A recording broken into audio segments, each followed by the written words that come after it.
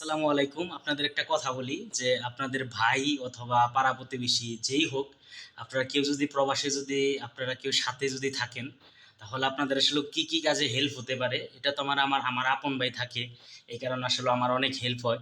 এটার কারণ হচ্ছে যে এই পৃথিবীর মাঝে অনেক মানুষই আছে যারা হচ্ছে মনে করেন নিজের স্বার্থটাই বুঝে, কিন্তু নিজের ভাই যাই হোক সেও যদি কখনো নিজের স্বার্থটা যদি বুঝে তারপরেও সে বলবে যে এটা হচ্ছে আমার আপন ভাই। এই যে আমি ছিলাম ডিউটিতে, আমার ভাই দেখেন এখানে এই যে আছে হচ্ছে পালং শাক, দেখতে পারতেছেন পালং শাক, আমার বন্ধু যে পালং শাক দিছিল সেই পালং শাক রান্না করছে। আর এখানে হচ্ছে আহ, সুরমা মাছ দিয়ে দেশি লাউ দিয়ে রান্না করা হয়েছে। আর এখানে আছে হচ্ছে ডাউল। আর এই যে হচ্ছে রাইস কুকারের মধ্যে ভাত ভাত রাখা আছে। আসলেও এই যে মানে জিনিসগুলা যে আমার ছোট ভাই আমার জন্য রান্না করছে, এটা আসলেও আমার ভাই দেখেই তো আমার জন্য করছে। আর আজকে আমার ভাই যদি আমার কাছে যদি না থাকতো, আমার পাশে যদি না থাকতো, তাহলে কিন্তু এই জিনিসগুলো কিন্তু আমার নিজের করতে হইতো। দেখা গেছে ডিউটি কইরা আইসা তারপরে রান্না বাড়া করা খাওয়া সবকিছু নিজের করতে হইতো।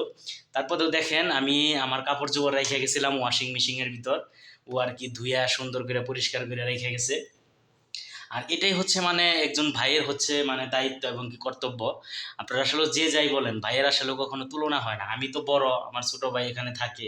আসলে আল্লাহর একটি মানে পাওয়া, বিশাল বড় একটি পাওয়া, যে আমি আমার ছোট ভাই একসাথে এখানে থাকতে পারি, এবং কি আমি আমার ছোট ভাই একসাথে থাকতে পারি, খাইতে পারি।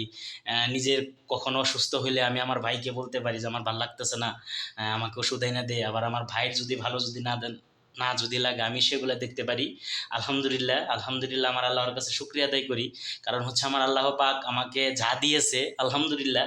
কারণ ছোটোর থেকে অনেক কষ্ট করে বড় হয়েছি, সেগুলো আর বলতে চাই না।